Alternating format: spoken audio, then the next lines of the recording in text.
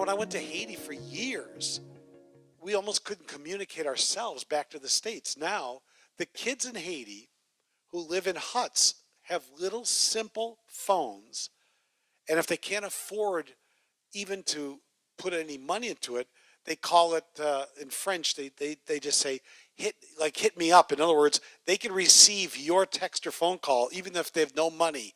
So even in Haiti, and the kids in Haiti want Facebook pages. It's amazing. We have Snapchat. We have Twitter accounts. Now everyone wants to know how many. Do you ever look at this? You look at some people's pages and they tell you how many people are following them. If I opened an account on Twitter, I'd have probably one. Priscilla would follow me and want to know where I am. As I say, I'm walking in the deep end, I don't like it. Those deep things that we hear. Would you look with me at Luke chapter 9? A friend of mine used to ask people what their purpose in life was. And like everyone would look at her. My wife would say to people, do you know God? Well, this friend of mine always had the habit of saying, she'd say, what's your purpose in life? And people would be like, do you know Jesus gave us his purpose in life? Luke 9, verse 18, he said, while Jesus was praying in private, he said to his disciples, only the 12, who do the crowd say that I am? They replied, some say John, some say Elijah. Here it is in verse 20. Here's the question that you'll be asked in heaven. You will not be asked if you made a lot of money, had a good time. You'll be asked this. What does he ask? What does Jesus ask in verse 20? Who do you say that I am? So who do you say that he is? Peter, who often gets foot and mouth disease, does it right though. He says, you are the Christ, the Son of the living God. Amen? That's a pretty good answer. You are the Christ, the Messiah. You are not just man, you're God. You are the Son of the living God. Now, in Jewish thinking, that's blasphemy. You never say you're equal yourself to God. But Jesus cannot be blasphemed because he was God. Amen? And he is God. So he doesn't say to Peter, oh, don't say that. In the book of Revelation, remember at one point, John bows down to an angel, and the angel says, stand up. I'm an angel. Don't worship me. Worship God. Jesus does not correct Peter. He says this. After being declared as Christ, Jesus warned him not to tell anyone this. He said, the Son of Man must suffer many things, be rejected by elders, chief priests, teachers of the law, must be killed, say must be killed, and on the third day raised to life. There's his purpose in life. He did not come to make money, didn't come to be, he says, I came not to, remember this? I came not to be served, but what? To serve. So he came to serve, not to be served. That is a very different approach to life. In the American way of pursuit of happiness, which is great, it has a downside. In that we can live life taking selfies. We can live life in Facebook. We can live life all the time thinking about how we feel, how we're doing. Are we succeeding? Am I with the right person? All those good things. Yet look at what Jesus says. This is the passage I want to look at, verse 23. He said to them all, now he addresses all of them now, not just the 12. It's like he's making a big speech to everybody. If anyone, say if anyone. Now listen, he's narrowing it. If anyone would come after me, say come after me, he must deny himself, take up his cross daily, and what? Follow me. For whoever wants to save save his life will what? And then he says, but whoever what? Loses his life will gain it, will save it. And then he goes, what good is it, over here again, what good is it to gain the whole world and yet lose your soul? He says, and if anyone's ashamed of me and my words, the Son of Man will be ashamed of him when he comes in his glory and the glory of the Father. How many of you believe that's going to happen? Is this talk, or do you believe this is going to happen? I believe it more than I believe in George Washington and Abraham Lincoln. I believe this is true, and some things we don't know. This is really true. You know what? This is shocking and radical stuff. I told my staff last night, last night we had 3 of our staff members were here because they went to Philadelphia and they filmed this drug corner and talked to people that are there in the low part of life. I think they want to just show us, so we'll get a heart for that. And they were here, and I just said, this new series on not being a selfie, moving into June, talking about being a servant, moving us to the end of June, talking about this big outreach for Vacation Bible School and touching the children, the parents of the area, and can we really become servants? And I said to them, I looked at this passage, I thought, it's really, really radical. This is not what I hear on television. This is not going to make anyone famous. This is really, but it's in the red. How many of you know if it's in the red, that's Jesus? So Jesus says some radical things. Number one, he makes a statement that genuine Christianity may be not big and popular, but it may be a few people. He says, look at this, if anyone, say if anyone. If anyone. It doesn't sound like he says, hey, to all, to the millions of you, to the billions. He kind of says, this is going to be I'm not sure you're ready for this. Because this is not going to be the selfie life. This is not going to be the Facebook, Twitter life. This is not going to be just me going through life saying how I feel, what's important to me. There's been a switch of the price tags. There's a switch of price tags. It's like somebody came in the middle of the night. Wouldn't that be kind of cool when you think about it? You go to Macy's and all the diamonds are $3.50. And you go over to the sock department and they're $8,000 each. Jesus switches the price tags right in front of us, doesn't he? And you'll never hear this unless you follow him. He says here, if anyone, and if you look with me quickly to Matthew 7, I thought this is not the only time that he said things that we just don't receive. That Christianity might be a little more serious than we think. It might be more narrow. Whenever they say the world's religions, you got 2 billion Muslims, you got, 1 billion. I'm thinking, he says, if anyone, he says, I'm going to die. And by the way, if anyone wants to join me, you got to die. I'm like, that's a great verse. Matthew 7, Sermon on the Mount. He says in verse 13, enter through the what gate? The what gate? Narrow gate. Enter through the narrow. So come into the kingdom, join the people going to heaven, it's a narrow gate, and it's going to be, by the way, narrow, you can't take a lot of stuff with you, and it may require you to drop things that aren't holy, that the Bible, that God's will, and we'll get to what the word says I don't do. See, do you know our youth group kids were kind of asking this is cool.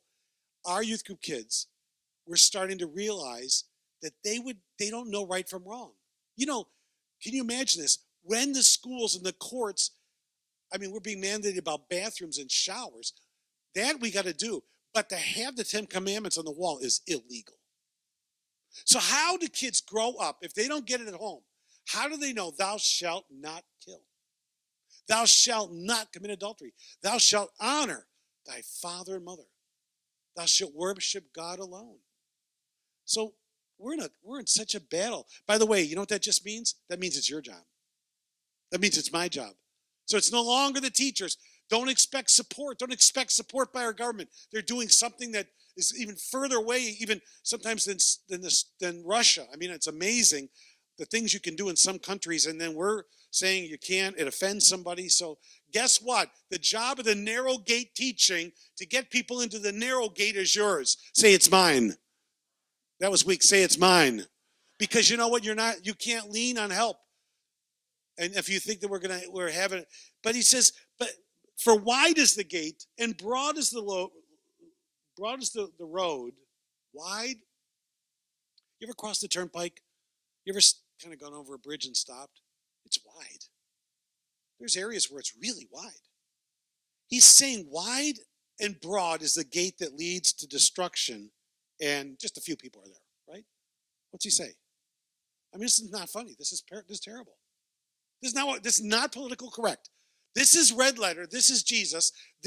See, if we read this, this could change the purpose of your life. You are not just here to go around the merry-go-round and try to grab the rings of whatever comfort. And I'm sorry when life gets uncomfortable, because I know what it's like too. But sometimes they're the best years of your life. Priscilla, remember being in the first apartment above the bar. Remember being in the second apartment that had turquoise appliances. How many of you ever seen turquoise appliances? They do them on television shows. We lived them. We had early attic furniture. You know what I mean? And when you actually accidentally put your hand in the folds of you found things you were sorry. They were donated things. You know what? But I was thinking about that. I think some of our happiest years were when we were just struggling. Just that lover sandwich, let us alone. Anyway, broad is the gate. Many enter it. Wait a minute. So here I am at the Grand Canyon. Here I am. People aren't talking about me. Here I am, I'm a star. And yet God's got a purpose for our lives because many are entering the broad way of destruction. I only got that because I read here. You only got that because you came here. I don't want you to be sorry to be here.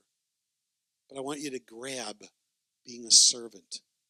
Jesus says, I came not to be served, but I came to be served. Remember at one point he said, give me that towel. And Peter goes, don't do that.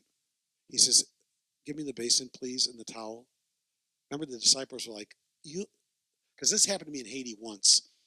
I sat down and the house owner commanded a girl in Creole, and I didn't hear it. He said, take his sneakers off and go wash them. And later on, I was like embarrassed. And I realized she was the lowest and it was her job. That's what Jesus did. The Son of God that made every mountain, every stream, every flower, every bird, and every person said, give me the basin. And Peter recognized it. He said, you're the Son of the living God. Don't do that. Jesus said, if I don't wash you, you have nothing to do with me. Peter goes, give me a bath. Do you understand what I'm saying? So here's the thing about our God. Our God does not want us to be what the world says is success. He says, I don't even have a house. Birds of the air have nests. Foxes have holes. The Son of Man is nowhere. You wouldn't get that in our culture. The whole thing is, man, let's get a bigger, better, bigger, better. Everything is bigger, better. And all I'm saying is, I'm part of that. It's the rat race. And he goes on and he says, small is the gate, narrow is the road that leads to life. And only a few find it. I thought, number one point, genuine Christianity, maybe only a few are there. I don't know. I mean, I'm just reading it going, how can Jesus call it a few? We say millions are saved. Millions are going to heaven. Because you know what we tell them? We tell them something like this. Point number 2. Genuine Christianity may not be that I just believe in Jesus. It may not just be that I pray a prayer and get saved. By the way, the girl in first service did pray, cried. That's good. But I got to tell you, let's go back to Luke. What does he say? A true Christian, if anyone would what? Come after me. He would deny himself, take up his cross. So if he's scoring it differently than I am, I'm thinking I prayed the prayer, I can live any way I want. He says, if you come after me, you got to deny yourself, take up the cross. That was always they all knew what that meant. That was the cross piece. The vertical was already waiting for you. Did you know that? You carried the cross piece. I know we always think he carried both, but most likely he carried the cross piece. And they gave everybody that. And he says, you're going to carry that around. Meaning, but you know what I think? When we read this, we go, wow, what is this about? Well, he's got this word, come after me. See, Christianity, true Christianity is not a prayer. It's not that I believe in Jesus. It's a person. I have been invited to walk with a person, live with a person. I got saved. We got saved. How many of you are saved or think you are? That's good. You guys are so polite. How many of you are saved or think you are? You prayed the prayer. You're still so quiet. Put your hand up. He says, if you are, you're coming after me and you're following me. You're following a person. You're coming after a person. What's that mean? That means that the girl here, Sabri, was it Matoy? Matei, Sabri. I said to her, Sabri, you're crying. It means a lot to you, but it's a life. We gave you a booklet. We give you a Bible. Follow him. I want to see you next week. Now, a lot of people go, remember the parable of the sower? They receive Jesus with great joy, and then they never come back. You know what? That's like you plant a, did you ever try to plant your own? How many of you ever do gardening? You do little plants, and you're all excited about, you know what I mean? I used to think that at our house, you brought a plant in, we killed it. We were the plant motel. You bring it in, it dies. And we had some skill in doing that. It's kind of interesting. Well, people pray the prayer. They get excited. The parable of the sower says there's a lot of people like that, but they didn't get rooted. They couldn't root. And when you can't root, I've got some plants that can't root. And when they can't root, they can't draw the water in this. They're not drawing the water in this soil. They're not coming to church. They're not coming to the Bible. They just made it an experience. Like Mancini's pizza was great, but it was great 2 weeks ago. I want to go there again today. Because you have to eat. You have to nourish it. You are with a person. You have to talk with a person, walk with a person. You didn't just pray a prayer. Questo changio. How come my life isn't better? Because he says, if anyone would come after me, would follow me. Does that make sense? You've got to follow him. In other words, that's not so difficult. When I was growing up, my father was a golf pro, PGA golf pro, and he wasn't a real touchy-feely kind of father. Any of you, grew up with a non-touchy-feely father? It wasn't like, hey, Dad, he'd say, let's go golfing, get in the truck. And so I'd get in the green truck, and then we'd go out, and he'd get the bucket of balls and all kind of stuff, and I would walk behind him. I remember hunting. I did the same thing. He'd say, let's go pheasant hunting. And I'd have, like in the wintertime with deer hunting, I'd have to follow his footsteps and walk behind him. You know what, Jesus? I believe he always walked ahead of his disciples. It's like the fathers, a lot of fathers saying, the family's always walking ahead of him. They're going, and he goes, I'm the leader. I'll be right there. I'm the head of the home. Watch. And it gets violent, angry. No one's following. If you're a leader, people are following.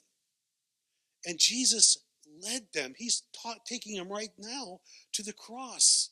He says, by the way, if you're going to follow me, it's going to be a tough life at times. But notice this, you're going to deny yourself. You're going to deny yourself. What are you going to do? You're going to follow a person to become like him. You're going to follow a person. My father would say, we're going to learn how to hit the driver.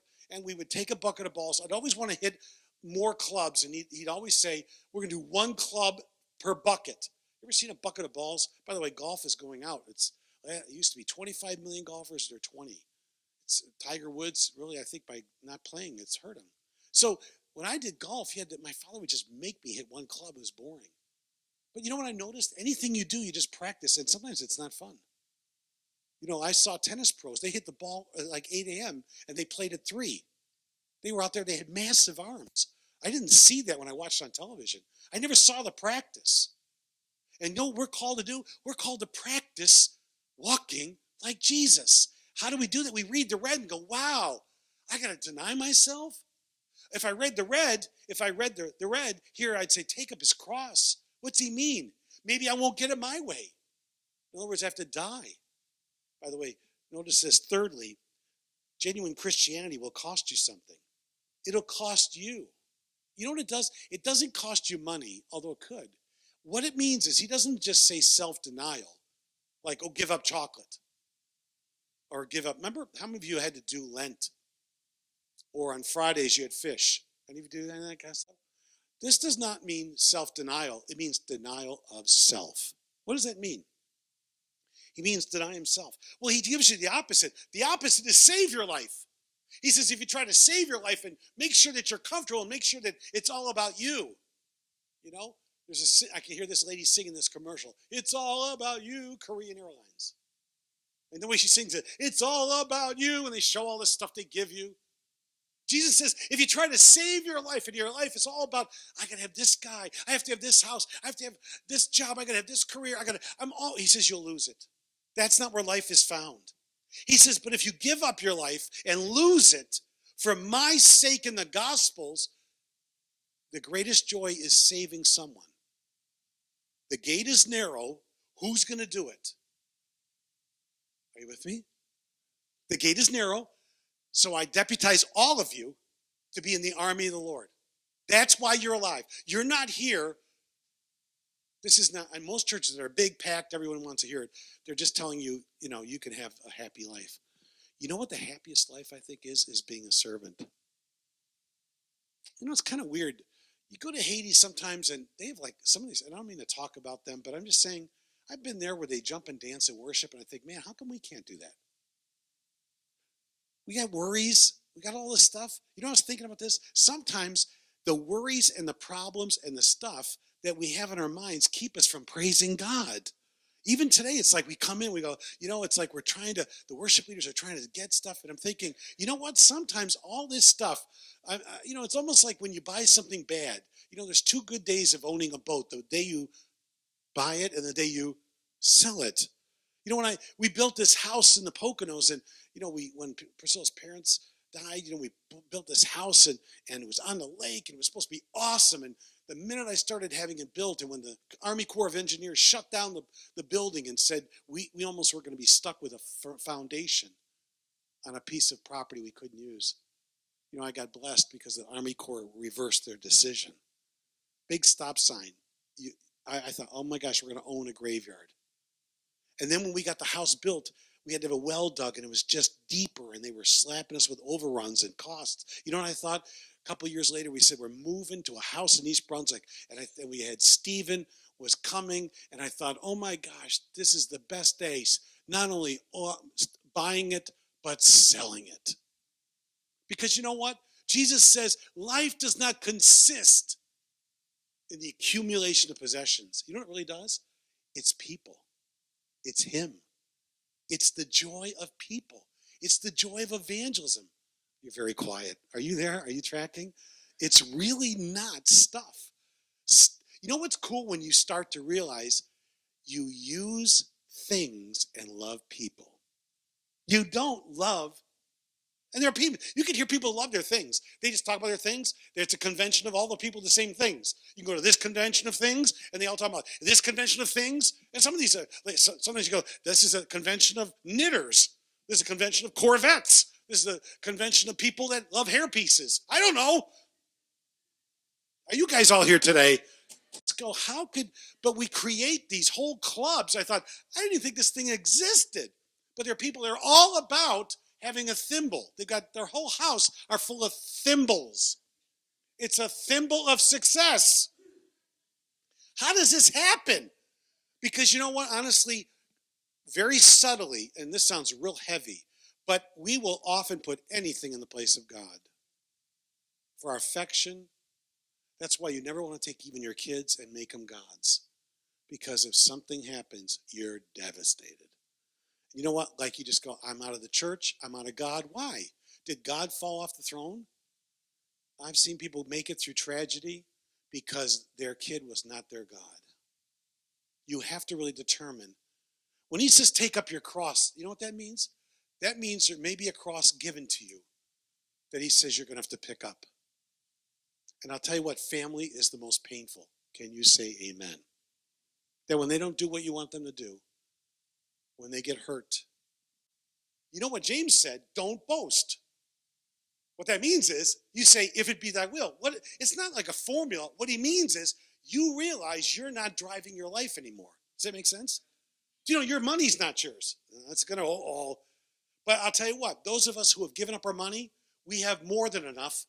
We are blessed beyond, don't get me started. But the people that try to hold on, save it, they never have it. The people that give it, they have it. God dealt with me about one thing about money. He started talking to me about one thing this week. Are you guys all here? You just waiting? I don't know. How you doing? All right. If I don't tell you this, first service got it, and you won't get it. I want to talk to you about, I've heard this talk that waitresses, servers, it's like talking about stewardess. These are old way terms. That people that serve us, and they see how you're dressed a little bit, you're not wearing just jeans. If you wear any kind of church clothes on Sunday and you go to a restaurant, I've been told that people don't like waiting on churchy people because they don't what? Tip. Do you know what I think? We should kill that and kill the thing about us being cheap. We should be the servants of the people. What I'm getting at is when you deny yourself, you deny it's not your money anymore. What happens is you start becoming a giver. Listen, I am Mr. Cheap married to Mrs. Giver. And I'm telling you, there were times I hated it. Priscilla would say, round up on the tip. I'd say, round down on the tip. Or she'd say, give that guy something. I said, that guy just gave you a package. You don't need to give him. You know what I mean? I was fighting all the time.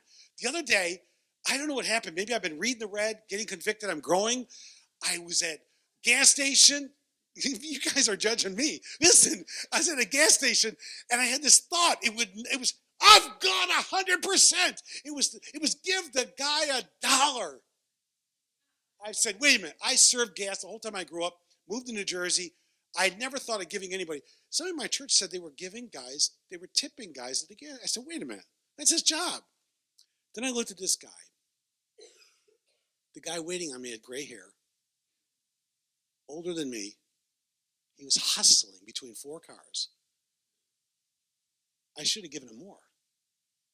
But I gave him $1. I said, after he pumped, I was changing my mind. How many of you ever had that? He gave me the slip. He put the thing back. He put the cap back. He's doing the next car. I go, sir, because Mr. Cheap was just killing me. And I had this $1, and I said, thank you very much. He goes, wow, thank you very much. And then he got out the sponge and he washed my whole car. No, he didn't. So I want to cheat, The other night we went to, we had steak night and only 4 guys showed up. And man, one guy goes, I'm going to pick up the bill. And we thought, wow, that's really great. So you know what we did? So we started, I watched the guy next to me, my elder. He put in the tip almost for his meal. Guy across from me, another brother leader, throws in the tip almost for his meal. I go, Mr. Cheap is not going to, what am I going to do? I'm throwing $1? I'm counting up. I go, hey, 2 people have almost paid the bill. The other guy's paying the bill. And then we start talking to the waiter. He's a real person. And one of the guys in the group starts talking to him like he's a real person, because he is a real person. The way is narrow. The broad way is broad. How are we going to get these guys? So what I thought was, I added my point and put in my 12. And I thought, wow. And I joked to the guy, my elder, I said, he made more money in the tip than the bill, I think. But one of the guys started talking to him about his life, telling him about our church. And he had that same answer. I can worship God on the golf course. I don't need to be here. I can worship God wherever I am. You know what I mean? That's a lie. We need each other, don't we? You just needed this. You wouldn't have heard this. You start tipping people and they go, I was in an emergency room and I saw really what it's about. It reminded me. He says, if you lose your life, you know what he wants us to do? You give up your life about making it cushy, making it all happy, and you start seeing people as what you love, and you love God, and you start serving, tipping, blessing. The other day, a woman came in from motor vehicle to our building. She went the motor vehicle. She goes, I don't have a ride home to Jamesburg. Somebody there said they got out their phone, they clicked Uber. Now, when you do this, you're paying the ride. Somebody here in the church banged in Uber. I said, I know what's going on because I know Uber. So this woman is not right. And the car coming is a white Mercedes. Isn't that the way God does stuff? We have to look for a white Mercedes to come in our parking lot. We're telling the church, here's this lady. And she's, she's a little goofed up. And so, here comes a white Mercedes. And I said to the person who did it, I said, listen, I know what you just did. You just paid that cab ride. Do you want the church to reimburse? And the person was like, what? What? And I would not think of that. You know what it is? When you become a giver instead of a taker, instead of gaining the whole world like the whole world wants, like I hit the lottery, I'm working hard, I'm going to, you know what? That's what everyone's trying to do is gain all. Did you ever see the squirrels in the fall? They're walking around with all these. They're trying to, that's what the world is like. You got to have a new car. It's all about yourself. You got to be first. This person thought, don't steal my blessing. I do not want to be reimbursed. And I'm going to tell you one last thing. we have some church vans, and I was looking around for who could fix them. I took them down to a guy within this by the traffic light. He fixes a van. I go to get it, paid for. I get out the church credit card or debit card. I don't use credit. He says, go. I said, what? He says, go. Be blessed. He used that word. I said, well, the van's going to go to a church conference in Alabama and it has to make it. He goes, go. So I took the second blue van this week. The door was actually crunched from some accident. We couldn't open the passenger door. So I went to go pick it up. He was gone. And one of his employees calls him on the phone. What's the bill? His employee gets off the phone. He goes, have a good day. I said, come on, guys. I said, he goes, look, the boss just told me to tell you to have a good day. You know what I realized? If you try to gain the whole world, you lose it. You try to save your life, you lose it. What you do is you give it, you find it. So we had to go to the emergency room the other day. Two things happened. Mr. Cheap got hit again because at the end of the whole thing, they have to go get your car. You have a little stub, and the valet guy has to go get the car. And I looked in my wallet, and a tragic thing happened. Just a tragic thing happened. How many of you know what I'm talking about? You can already tell because you're feeling it. I realized I did not have a single in my wallet, nor two.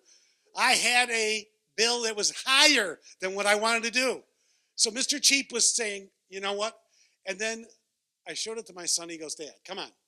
So I had to give him 5. And it really hurt. And I felt great.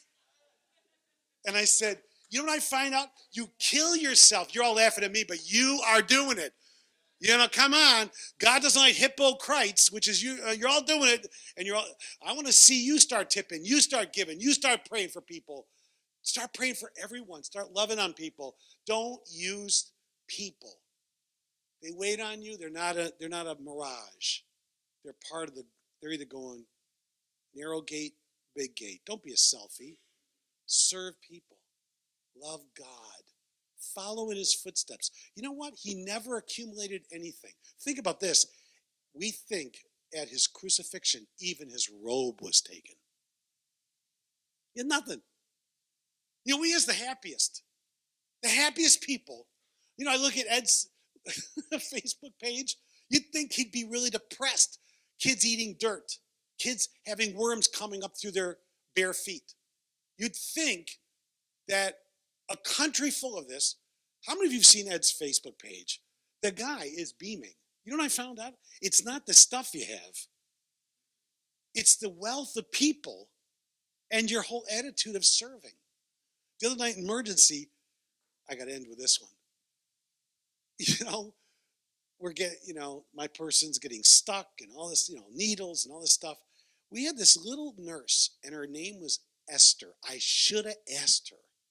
She was Asian and her name was Esther. And I should have said, you're a Christian. Because you know what? She came in every so often smiling. This is at 2 and 3 a.m. And she's saying, can I help? Are you all right? And I'm sorry. You've got this problem. Oh, I'm really sorry. You know what I thought? Jesus says, it's not an accumulation of stuff. It's in serving and giving that you find joy. That's what happens. Ask Brother Jeff if it's painful. Yeah. Ask him why he does like yesterday. Anyone who serves, ask Rose. Anyone, ask Rondi, ask Priscilla, all the people that are here. Ask people. Ask EMT workers that are not doing it for the money. Ask nurses, ask doctors, ask teachers, ask anyone, police, who say, you know what, it is a pain. But I'm telling you, there are days when you did it and somebody said thank you. I did a funeral the other night. Don't go to our church. I did it for a family who goes to our church. It was such a cool night. Thank you for allowing me, paying our way, because I could preach the good news to people. Everybody had a Harley thing on, Harley Davidson. I told him I had a Sportster, but that's like telling a Corvette owner you have a Yugo. So I said, I have a Sportster, guys. Anyway, I gave the gospel to a room full of people, and I thought, this is my purpose. This is why you're born. This is why I told a little kid out there getting bullied, I said, you know what? Don't listen to the bullies, the kids tearing you down. Listen to find out what you're good at. Even if my mother and father forsook me, which happened in my case, the Lord picked me up. And then God brought in other people who told me, do it, do it, do it. You could do this. You could pastor, you could preach, whatever. Get what I'm saying? And you go and you serve God. And God says, attaboy. It's not the stuff you have. Some days I just sit on my backyard and we can just look at all the stuff that needs to be fixed. You ever had that happen? You're just saying, hey, look at that. Sometimes they go, stop. I'm going to look at the geese. I want to look at the sky. I just need a little moment. And then somebody walks in the property, we minister, and I go, wow, that's a good feeling. It's not in what you own. It's not in how much money you have. That's all a mirage. What's happy is when you minister and serve and give. So if there are any Mr. Cheaps, we're going to pray for Mr. Cheap right here. There's a Mr. Cheap prayer line, and I will be the one praying for you, and Mrs. Generous will also help me.